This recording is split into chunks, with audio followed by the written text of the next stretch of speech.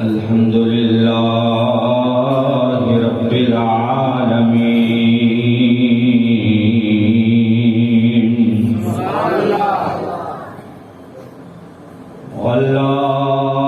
والعاقبة للمتقين والصلاة والسلام على سيد الأنبياء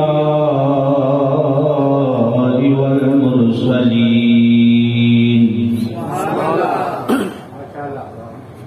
وأصحابه الهادين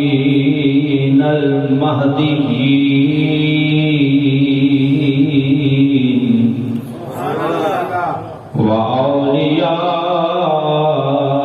وأوليائه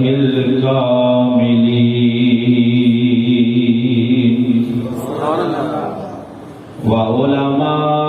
وعلماء ملته وأهل سنته أجمعين أما بعد فأعوذ بالله من الشيطان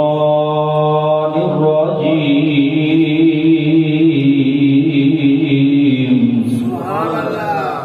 بسم الله الرحمن الرحيم وأقيموا الصلاة وآتوا الزكاة واركعوا مع الراكعين صدق الله مولانا العظيم وصدق رسوله النبي الكريم الأمين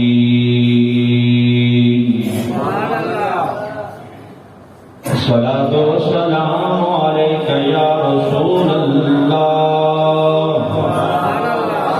وعلى آلك وأصحابك يا حبيب الله الصلاة والسلام عليك يا شفيع المذنبين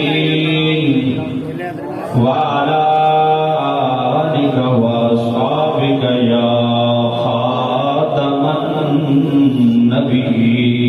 النبيين مولاي صل وسلم دائما أبدا على حبيبك خير الخلق كلهم مولاي صل وسلم دائما أبدا على حبيبك خير الخلق كلهم يا ربي بالمصطفى بلغ مقاصدنا يا ربي بالمصطفى بلغ مقاصدنا واغفر لنا ما مضى يا واسع الكرم مولاي صل وسلم دائما أبدا على حبيبك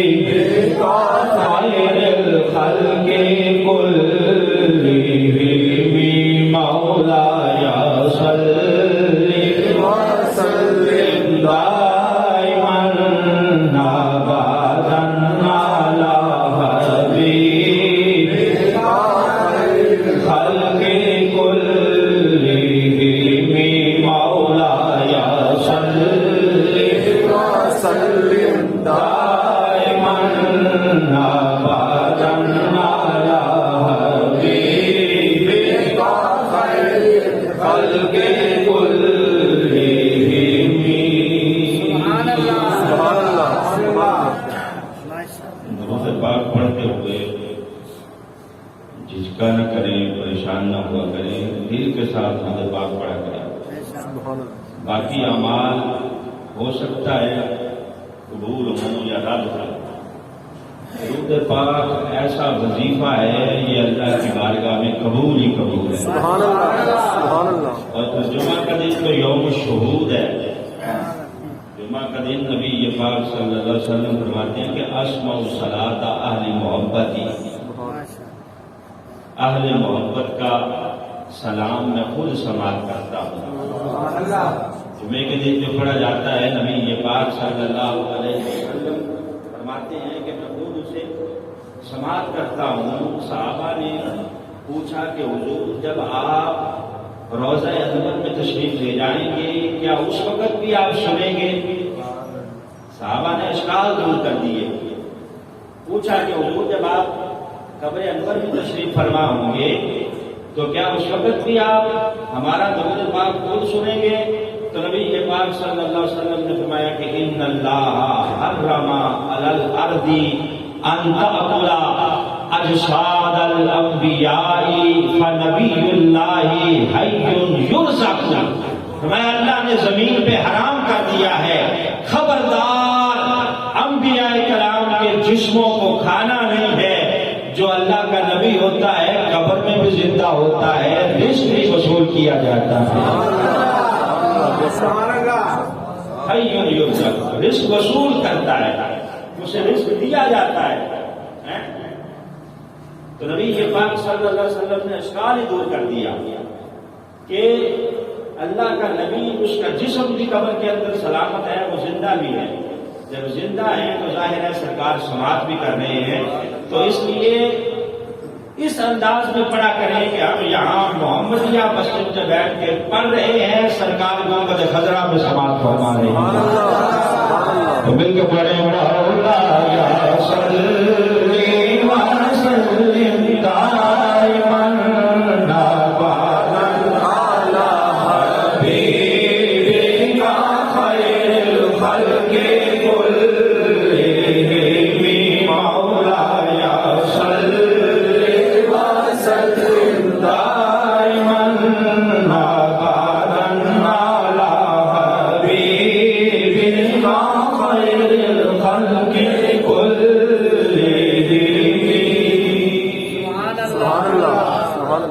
معزز و محترم سامعین حضرات،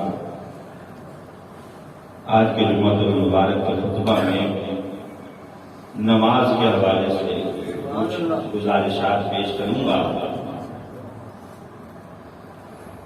افراتفری کا عالم ہے، پریشانی ہے، ہر بندہ مضطرب ہے، حالات ایسے ہیں کہ غریب بھی پریشان ہے اور امیر بھی پریشان ہے۔ یہ پریشانیاں ہمارے اعمال کے سبب ہیں۔ اللہ فرماتا ہے کہ الا بذکر اللہ تطمئن القلوب۔ اگر پریشانیاں دور کرنا چاہتے ہو، دلوں کا اطمینان چاہتے ہو تو میرا ذکر کیا کرو، دل مطمئن ہو جائیں گے۔ الا بذکر اللہ تطمئن القلوب۔ سکون چاہتے ہو تو جہاں تم سکون تلاش کر رہے ہو وہاں نہیں ملے گا۔ تم شاید بڑے گھر میں، بڑی گاڑی میں یا زیادہ بینک بیلنس ہونے کی نتیجے میں سکون تلاش کر رہے ہو۔ اللہ فرماتا ہے کہ یہاں سکون نہیں ہے۔ سکون کہاں ہے؟ الا بذکر اللہ۔ خبردار اللہ کے ذکر میں دلوں کا اطمینان ہے۔ لیکن ہم اتنے غافل ہیں، اکثر ہم نے یہ مشاہدہ کیا ہے، نماز جنازہ پڑھنے کے لیے جب ہم جاتے ہیں تو نماز کے بعد جنازہ ہوتا ہے۔ اکثر نماز عصر کے بعد یا نماز ظہر کے بعد نماز جنازہ پڑھنا ہوتا ہے، لیکن لوگ اتنے غافل ہیں کہ نماز جنازہ پڑھنے آ جائیں گے، باہر کھڑے رہیں گے لیکن نماز ادا نہیں کریں گے۔ حالانکہ نماز فرض عین ہے، چاہیے یہ کہ وضو کر کے پہلے نماز پڑھیں، پھر اسی وضو سے نماز جنازہ پڑھیں، لیکن نہیں، پتہ نہیں کس کو دھوکہ دے رہے ہیں، سمجھتے ہیں کہ شاید ہم رب کو دھوکہ دے رہیں گے۔ نہیں، باہر آپ کھڑے انتظار کر رہے ہیں کہ جنازہ آئے اس میں شرکت کریں لیکن نماز کی ضرورت نہیں، تو یہ آپ اپنے آپ کو دھوکہ دے رہے ہو، کیونکہ نماز فرض عین ہے، وہ فرض کفایہ ہے۔ اگر چند لوگ بھی پڑھ لیں گے تو سب کا فرض ادا ہو جائے گا۔ نماز کا حساب تو ہر بندے نے اپنا دینا ہے اور اس کو دینا پڑے گا، کیونکہ یہ فرض عین ہے۔ تو لوگ اتنے غافل ہیں کہ دیکھ بھی رہے ہیں کہ جس کا جنازہ ہم پڑھنے آئے ہیں وہ ہم سے جدا ہو رہا ہے، کل ہم نے بھی جدا ہونا ہے، لیکن پھر بھی غفلت کی چادر ہے اوڑی ہوئی ہے اور وہ اترنے کا نام نہیں لیتی ہے۔ اللہ کو شکر ادا کیا کریں کہ اللہ نے ہمیں اشرف المخلوقات بنایا، پھر اللہ نے ہمیں عزتوں کے اکرام کے تاج پہنائے، اپنے محبوب کا امتی بنایا۔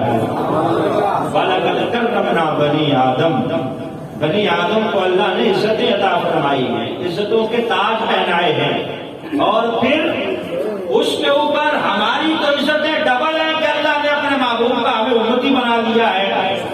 اور پھر یہ بات بھی ذہن میں رکھیں کہ ہر چیز اللہ کی تسبیحات بیان کر رہی ہے، ہر چیز اللہ رب العزت کی حمد و ثنا کر رہی ہے۔ درخت ہیں، پہاڑ ہیں، دریا ہیں، مچھلیاں ہیں، ہر چیز اللہ رب العزت کی تعریف کر رہی ہے، توصیف کر رہی ہے، حمد بیان کر رہی ہے۔ تو اللہ نے انسانوں کا بھی مقصد تخلیق بیان کرتے ہوئے فرمایا وَمَا خَلَقْتُ الْجِنَّ وَالْإِنسَ إِلَّا لِيَعْبُدُونَ، اے انسانوں اور جنوں، جس طرح ہر چیز میری عبادت کر رہی ہے، تمہیں بھی میں نے اگر بنایا ہے تو اپنی عبادت کے لیے بنایا ہے۔ وَمَا خَلَقْتُ الْجِنَّ وَالْإِنسَ إِلَّا لِيَعْبُدُونَ، اللہ فرماتا ہے کہ میں نے انسانوں اور جنوں کو نہیں بنایا مگر اپنی عبادت کے لیے، الا لیعبدون، اپنی عبادت کے لیے۔ اللہ نے خود انسان کا اور جنوں کا مقصد حیات بیان کر دیا۔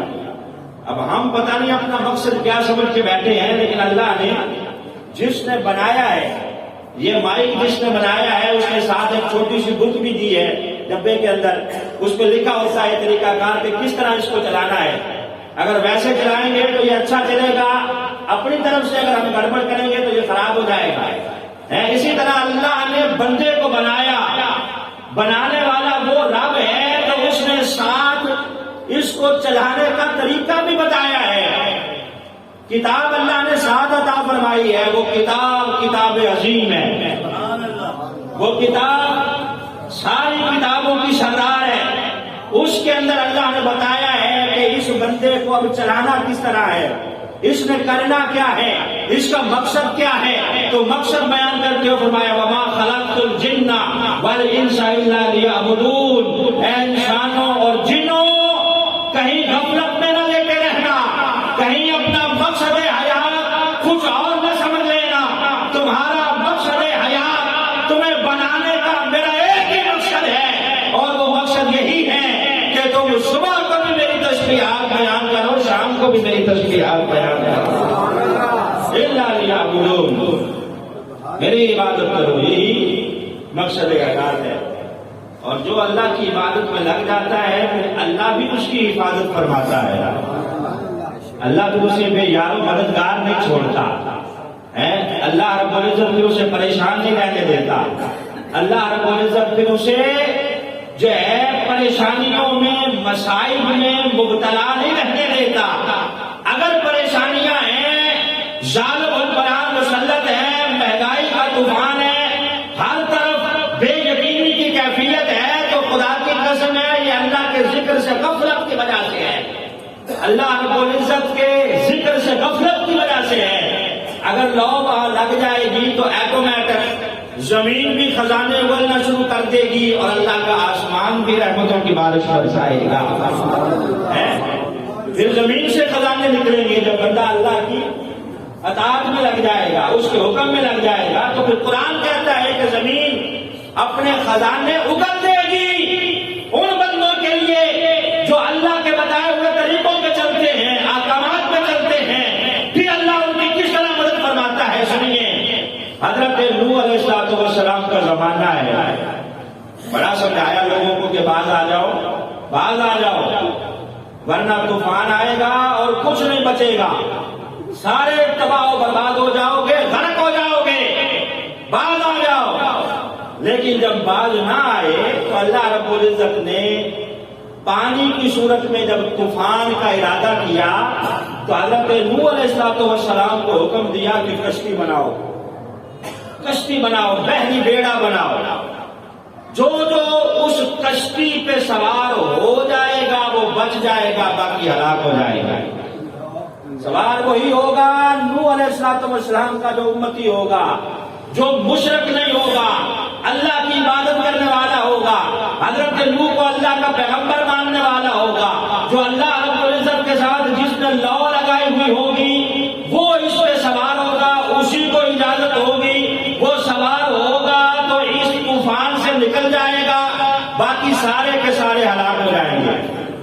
اب حضرت نوح علیہ السلام نے پہلی بیڑا بنانا شروع کر دیا، طوفان ابھی آیا نہیں۔ آپ ٹہل رہے ہیں، دیکھا کہ ایک بڑھیا ہے، چھوٹی سی اس کی جھونپڑی ہے، اس کے اندر عبادت کر رہی ہے اللہ کی۔ حضرت نوح علیہ السلام نے اس بڑھیا کو ملنے کا ارادہ کیا، باتیں ہوئی، بتایا کہ بی طوفان آنے والا ہے، اس طرح میں پہلی بیڑا بنا رہا ہوں، جب طوفان آئے نا اما جان تو بھی میری کشتی پہ سوار ہو جانا، بچ جائے گا۔ اس نے کہا ٹھیک ہے اللہ کے پیغمبر، مجھے بھولنا نہیں ہے، مطلب طوفان آئے اور مجھے بھول جاؤ، نکل جاؤ، میں یہیں بیٹھی رہوں۔ کہا بی بی فکر نہ کر، طوفان آئے گا تو تجھے بھی ساتھ سوار کر لیں گے، تو بھی اللہ کی بندی ہے، شرک سے بیزار ہے، اللہ رب العزت کی توحید کے نغمے بلند کر رہی ہے اس جھونپڑی کے اندر بیٹھ کے۔ جب طوفان آئے گا تجھے بحری بیڑے پہ سوار کر لیا جائے گا اور تو بھی بچ جائے گی، باقی سارے مشرک ہلاک ہو جائیں گے۔ اب اللہ کی کرنی یہ ہوئی، طوفان آ گیا، ہر طرف پانی ہی پانی، پانی ہی پانی، پانی اتنا تھا کہ پہاڑ بھی اس میں ڈوب گئے ہیں، کافروں کے بڑے بڑے پہاڑ بھی ڈوب گئے ہیں، کافروں کے گھر بھی تباہ ہو گئے ہیں، ان کی کھیتیاں بھی ڈوب گئی ہیں۔ جو جو سوار ہو گیا ہے اس کشتی کے اوپر اللہ نے انہیں نجات عطا کر دی ہے، نجات عطا کر دی ہے۔ اب حضرت نوح علیہ السلام کو اس بڑھیا کا یاد ہی نہیں رہا کہ اس کو بھی سوار کرنا تھا۔ طوفان آیا، آ کے تھم گیا، پھر یاد آیا کہ وہ بڑھیا بھی تھی، اس نے کہا تھا مجھے سوار کر لینا، وہ تو کہیں نظر نہیں آئی بحری بیڑے میں، نہ وہ خود آئی ہے نہ ہمیں یاد رہا ہے اس کو سوار کرنا۔ اب ذرا خبر تو جا کے لیں کہ اس کا بنا کیا ہے۔ حضرت نوح علیہ السلام اس بڑھیا کی خبر لینے کے لیے جھونپڑی کے قریب پہنچے تو وہ اندر بیٹھی اللہ کی عبادت کر رہی ہے، ذکر و فکر میں مشغول ہے، عبادات میں مشغول ہے، اللہ رب العزت سے لو لگائے ہوئے اس کی بندگی میں مشغول بیٹھی ہے۔ حضرت نوح علیہ السلام جب اس کے سامنے ہوئے تو پوچھنے لگی کہ نوح پیغمبر کیا طوفان آ گیا ہے، مجھے لینے آ گئے ہو؟ کیا اللہ کے نبی آ گئے ہو مجھے لینے، کیا آنے والا ہے طوفان یا آ گیا ہے؟ کہا بی بی طوفان تو آ کے چلا بھی گیا۔ اچھا مجھے تو پتہ ہی نہیں چلا کب آیا کب چلا گیا ہے، میں تو یہی اللہ رب العزت کی بندگی میں مشغول ہوں، اسی طرح عبادت کر رہی ہوں جس طرح پہلے کر رہی ہوں۔ اچھا حضرت نوح علیہ السلام سمجھ گئے کہ جو اللہ کی بندگی میں لگ جاتا ہے اللہ خود اس کی حفاظت فرماتا ہے،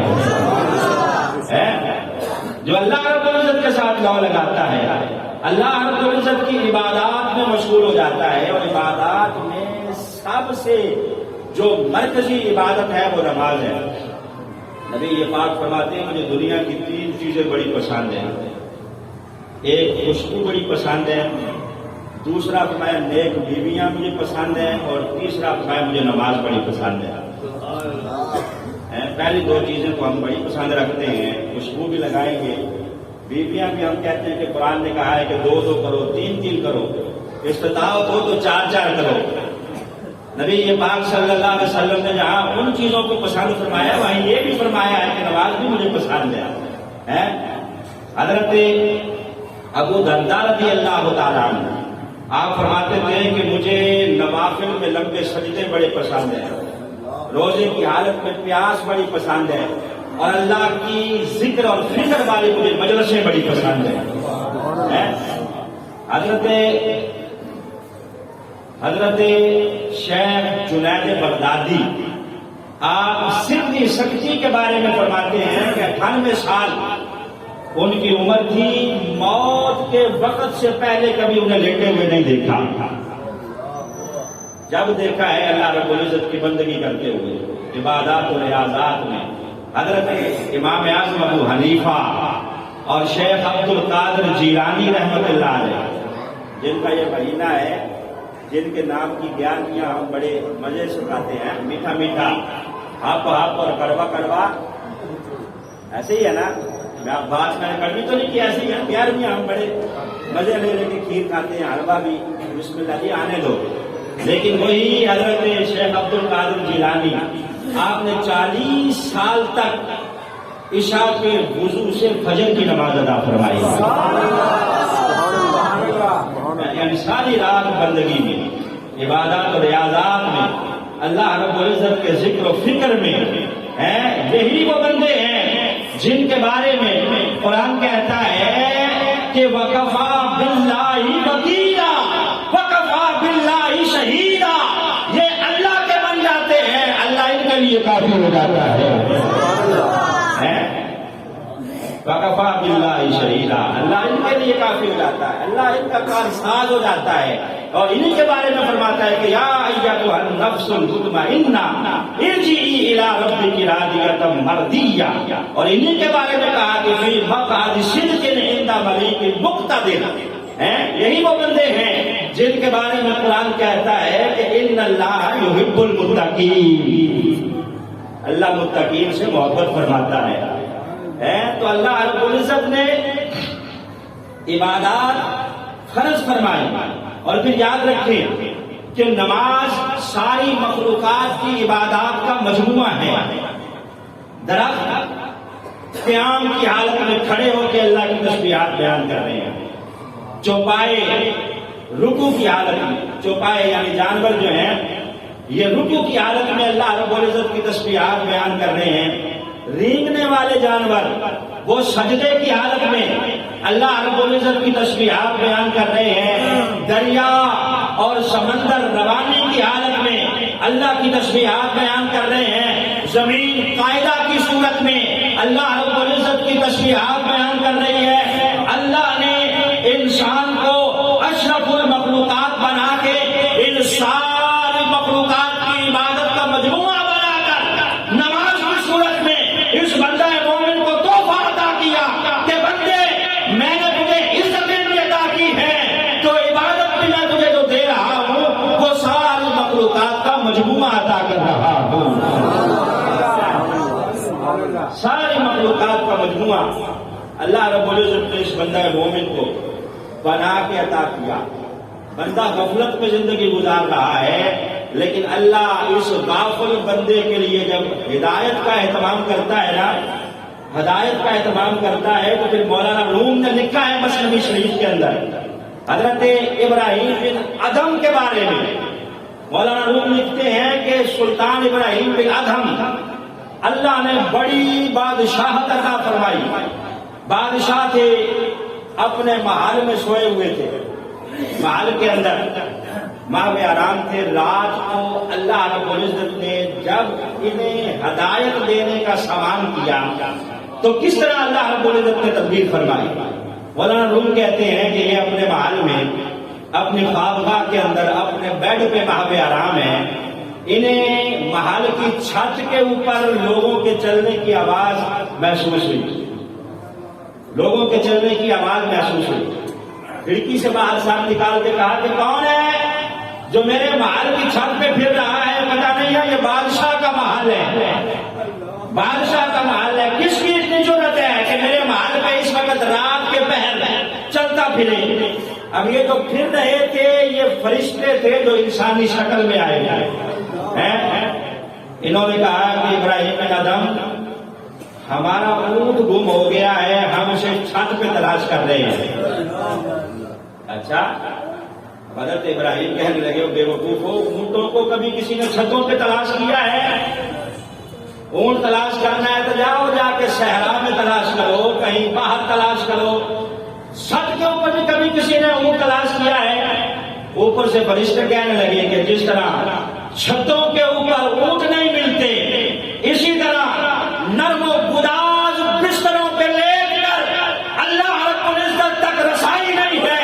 اگر اللہ تک رسائی چاہتا ہے تو ابراہیم بن ادم یہ آسائشیں چھوڑ دے، بستر چھوڑ دے، ٹھنڈی راتوں میں وضو کر اس کی بارگاہ میں کھڑا ہو کے سجدہ ریز ہو جا، تو رب تجھ سے راضی ہو جائے گا۔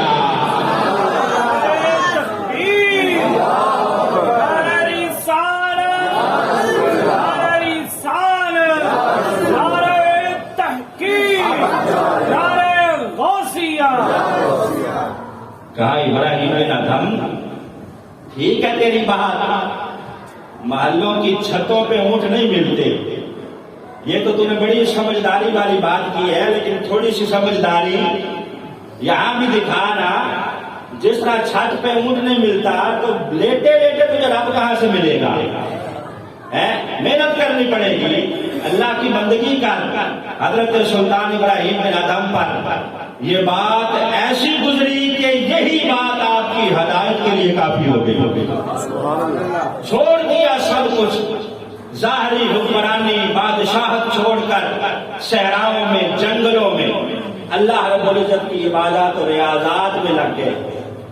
ایک دن بیٹھے ہیں دریا کے کنارے پر، اپنا پرانا کرتا سی رہے، پرانا کرتا، سوئی ہاتھ میں ہے، پرانا کرتا اپنے ہاتھوں سے اس کو پیمد لگا رہے ہیں، سلائی کر رہے ہیں۔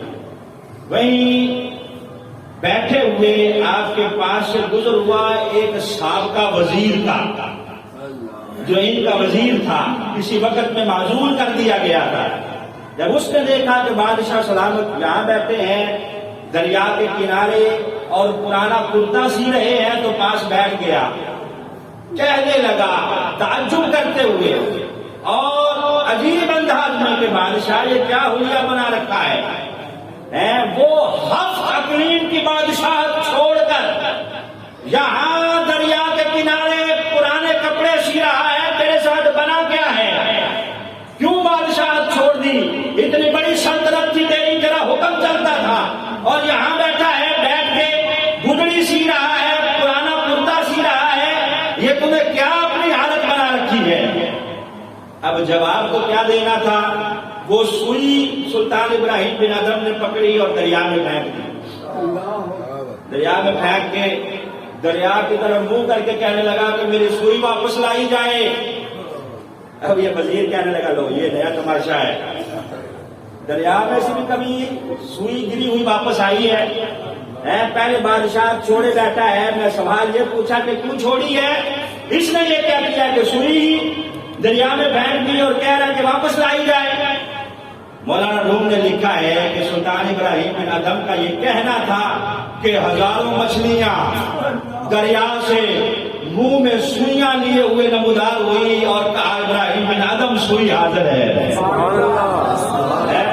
سوئی حاضر ہے۔ اب یہ پوچھنے لگا سلطان ابراہیم بن ادم اسی وزیر سے جو پہلے معزول ہو چکا تھا کہ بتا وہ پہلی بادشاہت اچھی تھی یا یہ والی بادشاہت اچھی ہے؟ وہ بادشاہت فانی تھی، فنا ہونے والی تھی، وہ بادشاہت ظاہری تھی، یہ باطنی بادشاہت ہے، یہ روحانی بادشاہت ہے۔ اب یہ والی بادشاہت ملی ہے اللہ کی بندگی کی وجہ سے، میں نے اللہ رب العزت کے ساتھ لو لگائی ہے، اللہ نے مخلوق کو میری نوکری پہ لگا دیا ہے۔ تو حضرت سلطان ابراہیم بن ادم کے لیے اس طرح اللہ رب العزت نے اہتمام فرمایا، کیوں ان کی کایا پلٹی۔ تو نماز کے حوالے سے میں عرض کر رہا تھا کہ نماز اللہ رب العزت کا وہ تحفہ ہے جو اللہ نے اپنے ہر پیغمبر کو عطا فرمایا، ہر پیغمبر کو۔ حضرت عیسیٰ علیہ السلام کے بارے میں قرآن میں آتا ہے وَأَوْصَانِي بِالصَّلَاةِ وَالزَّكَاةِ مَا دُمْتُ حَيًّا، ہے کہ مجھے وصیت کی گئی ہے کہ میں نماز پڑھتا رہوں اور زکوٰۃ دیتا رہوں۔ حضرت اسماعیل کے بارے میں وَاذْكُرْ فِي الْكِتَابِ إِسْمَاعِيلَ إِنَّهُ كَانَ صَادِقَ الْوَعْدِ وَكَانَ رَسُولًا نَبِيًّا وَكَانَ يَأْمُرُ أَهْلَهُ بِالصَّلَاةِ وَالزَّكَاةِ وَكَانَ عِندَ رَبِّهِ مَرْضِيًّا. اور حضرت ابراہیم کے بارے میں اللہ فرماتا ہے کہ ان کے کھڑے ہونے والی جگہ کو مصلی بنا لو. جہاں یہ کھڑے ہیں اس جگہ کو مصلی بنا لو. حضرت ابراہیم پھر دعا مانگ رہے ہیں رب اجعلنی مقیم الصلاۃ ومن ذریتی ربنا وتقبل دعا. یا اللہ مجھے بھی نماز پڑھنے والا بنا، میری اولاد کو بھی نماز پڑھنے والا بنا اور میری دعا کو قبول فرما. تو سارے پیغمبروں کا ذکر کرتے ہوئے اللہ رب العزت نے نماز کا حوالہ دیا ہے کہ وہ اس طرح نماز پڑھتے تھے. تو کسی نبی کو قیام کی صورت میں نماز ملی، کسی کو سجدہ کی صورت میں، کسی کو رکوع کی صورت میں. یہ امت چونکہ امت وصف ہے، ساری امتوں سے افضل امت ہے، تو اللہ نے اپنے محبوب کو جب نماز عطا فرمائی ہے تو سارا مجموعہ بنا کر جو ساری امتوں کو عطا فرمائی تھی اکٹھی فرما کر اپنے محبوب کو عطا فرمائی ہے. اور آپ کو پتا ہے کہ ملی تو 50 تھی. حضرت موسیٰ کے تو خیر 5 رہ گئی ہیں. 9 چکر لگائے تھے، 45 معاف ہو گئی، باقی 5 رہ گئی. اب آپ میں سے کچھ ہوں گے جو سوچ رہے ہوں گے کہ ایک چکر اور لگا لیتے تو یہ ایک چکر اور لگا لیتے. نبی یہ پاک صلی اللہ علیہ وسلم حضرت موسیٰ کے کہنے پر حضرت موسیٰ نے کہا تھا کہ محبوب آپ کے امتی 5 بھی نہیں پڑھیں گے، دوبارہ جائیں. نبی یہ پاک نے فرمایا موسیٰ اب مجھے جاتے ہوئے حیا آتی ہے، اب نہیں جاؤں گا. اور اب آپ کہیں گے کہ قرآن تو کہتا ہے کہ اللہ کا قول بدلتا نہیں ہے. اللہ نے 50 دی، 5 کر دی تو قول تو بدل گیا، قول بدلا نہیں. قرآن نے آگے یہ بھی ارشاد فرمایا کہ ہم نے بے شک 5 دی ہیں لیکن ثواب ہم 50 کا عطا فرمائیں گے. ایک نیکی کو 10 گنا اللہ نے بڑھا دیا تاکہ پیغمبر کی بات بھی پوری ہو جائے اور اللہ کا حکم بھی پورا ہو جائے. تو یہی نماز ہے جس کے بارے میں نبی یہ پاک نے فرمایا کہ میری آنکھوں کی ٹھنڈک ہے. یہی نماز ہے. نبی یہ پاک صلی اللہ علیہ وسلم اگر غم زدہ ہوتے تو سرکار مسجد میں تشریف لے جاتے اور نماز میں مبتلا ہوتے.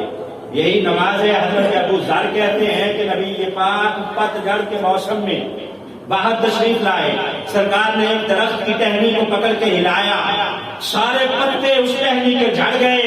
نبی یہ بات فرمایا میرے صحابہ جس طرح اس درخت کے پتے جھڑے ہیں، جو میرا امتی نماز پڑھتا ہے اللہ اس کے گناہوں کو اس طرح جھاڑ دیتا ہے،